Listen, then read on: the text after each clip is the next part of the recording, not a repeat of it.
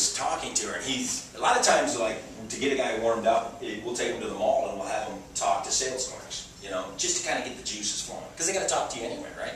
So it kind of like, okay, I'm talking to a girl, I feel better, and then you move them on from that. So we're having him talk to sales clerks, and he can't do it. He can't even talk to the sales clerks. This kid studies at Oxford too. I mean, he's not a dumb kid.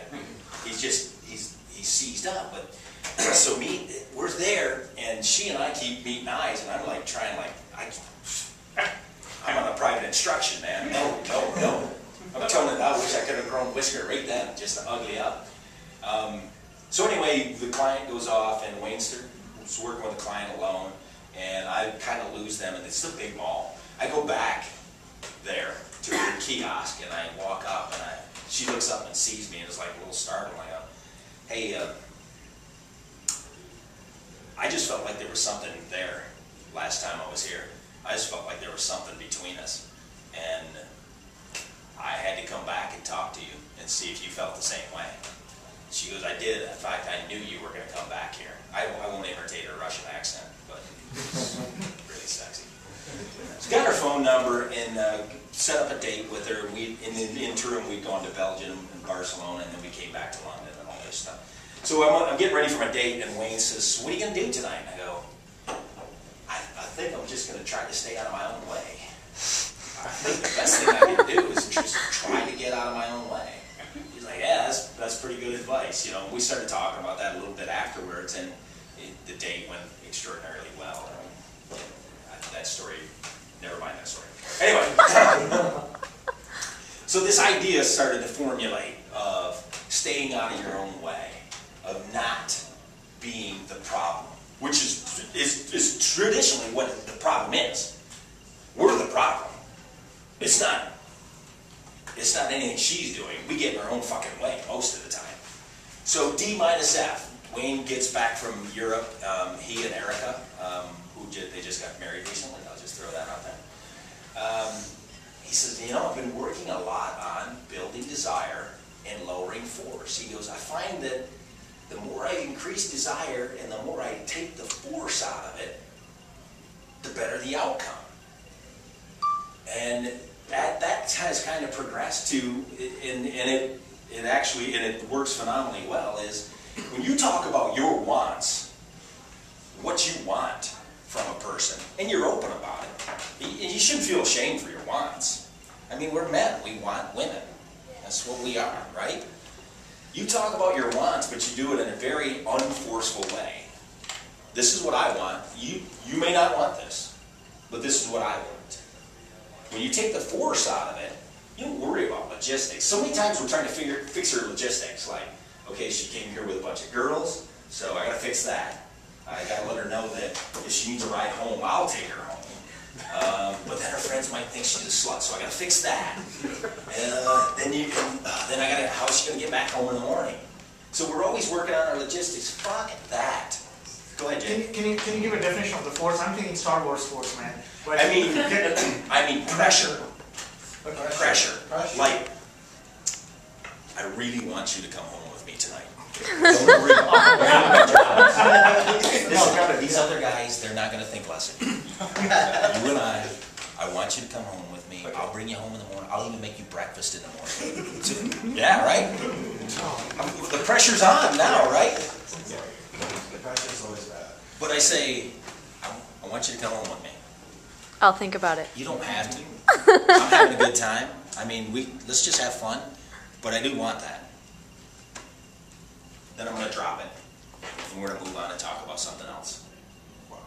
But then I'll be thinking about it. She'll be thinking about it. She'll bring it back up later. Then I can address it again. Yeah, go ahead. So by desire, you mean increase or tell her your desire rather than increasing the desire in her. No, that's not what I'm saying. But I'm glad you asked. I'm increasing her desire by telling her what I want, by being true to my nature and being upfront about my wants. I'm not pressuring her. How many times you go up with a guy, and this happens, we talk about this when we talk about SOI, statements of intent. Guy will go up and he'll talk to a girl and he'll never tell her why he's there. And I was giving this talk in London, and we used to have a female instructor with us at the time. Her name was Haley Quinn, sports model in London. Beautiful girl, beautiful British girl. And one of her friends came out for the talk too, who works with MTV. And I was giving this talk, and I was talking about making statements of intent. And basically telling the girl that I like you. You know, essentially letting her know that I'm not here because I want to be your buddy. I don't want to sit home and do makeovers together. I'm interested in you in a sexual way. So I asked, the one guy raised his hand, and he says, well, shouldn't she know that I'm interested in her if I'm talking to her? And I said, no. And the girl that worked for MTV about jumped out of her seat. I thought it was at a Pentecostal meeting for a second. She came to me after the talk. She's like, I'm so glad you said that. So many times, and she's a beautiful girl herself, so many times guys come up there and talk to me, and I'm sitting there thinking, what's he want? Why is he here? So when I talk about telling people about your wants, it's if you don't tell people what your wants are, a woman especially, she may know, she may understand, she may grasp a little bit, or she may assume that you're hitting on her, but you haven't told her. You're waiting for her to tell you that she's interested in you, and that's wrong. Don't wait for her. That's your safety net. Why are you playing it safe? You got to play it. The sexiest trait a man can have is courage. Confidence you can be unconfident. As long as you're courageous, you can be the shyest, laid back. If you're courageous, women will respond to that. And the most courageous thing you can do is just be out front about your wants. And that's what builds desire. You want her to start thinking about what it is that you want. Then she's building the desire in her mind for whatever it is. So it's almost counterintuitive, but Bree can back me on this one. You build desire, you tell her, girl, what your wants are. Then you allow her to think about it, and allow her, and you let her know that it's okay to say no. Totally eliminate the force. There's no pressure whatsoever. Yep. Did that answer your question? It did, thank you. Okay. Would you apply pressure and follow that up with a joke or a funny comment? Like, I want you to go home with me, but first I want to talk about Star Wars.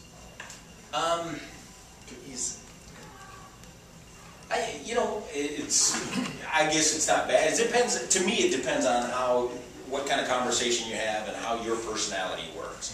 I might do it different, and that's one thing that I always emphasize with clients is, I don't want you to be Dan Tena. I'm Dan Tena. I want you to be you, but I want to show you some things that's going to make you better at what you want, or get what you want out of life. So if she's a geeky girl and that's what you're into, yeah, that would. That's hot. No, I mean really. One of the most beautiful girls I ever met in my life. Well, I actually never met her. I just Wayne met her in Australia and had a little thing going, and I saw these pictures of her. Another model, but she was a total geek. We would get on conference calls, and she's the biggest geek I had ever talked to.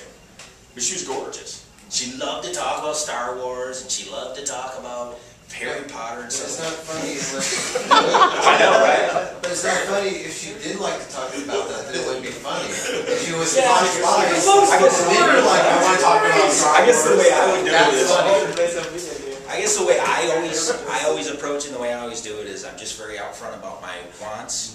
I lay it out there, I state what it is, and then I let the conversation go somewhere else, whatever it's going to be. So yeah, if you want to have like a joke, the one thing I always caution against in that, and I don't, because I'm a funny guy. Honesty here. Yeah, no. It's just I don't want you to get, and I don't want to get into the performer audience. It's different in this venue. But when I'm with a girl, I don't want to perform for her. I'm not her little monkey. She needs to give me something back too. Yeah. When you build a bridge over a river, you don't build it from one side over to the other, right? You got to have both sides come to the center. She needs to come to me a little bit too.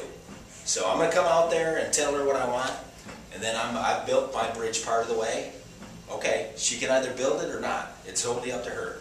And when you the courage to call it out like that, and to just let it drop, and totally eliminate the force, the pressure. That's sexy, man. You're coming off, even if she doesn't, she may not go with you that night, but she'll be thinking about it. Wayne, it also goes in line, it's not just like saying it outright like that. There's also, I mean, I'm distilling it down to its smallest, but there's also painting a picture of what it's going to be like. Well, if she doesn't have to build her bridge, then she doesn't have to be invested in